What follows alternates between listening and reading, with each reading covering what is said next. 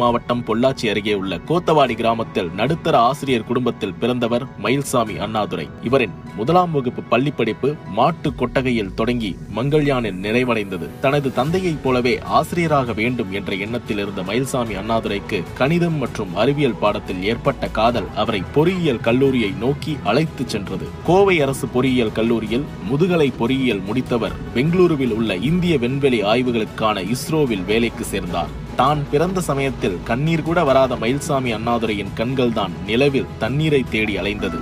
நிலவில் தண்ணீர் இருக்கிறதா என்று 69 முறை ஆய்வு செய்து அமெரிக்கா தோல்வியை சந்தித்திருந்தது. ஆனால் மயில்சாமி அண்ணாதுரை திட்ட இயக்குநராக இருந்து 2008ஆம் ஆண்டு அக்டோபர் 22ஆம் தேதி அனுப்பப்பட்ட சந்திரயான் 1 விண்கலம் தான் நிலவில் தண்ணீர் உள்ளது என்பதை உலகிற்கு சொன்ன. நீ எதை செய்தாலும் மற்றவர்களை விட கொஞ்சம் கூடுதலாகவும் கொஞ்சம் வித்தியாசமாகவும் செய்ய வேண்டும். இந்த அறிவுரைதான் நிலவில் தண்ணீர் இருப்பதை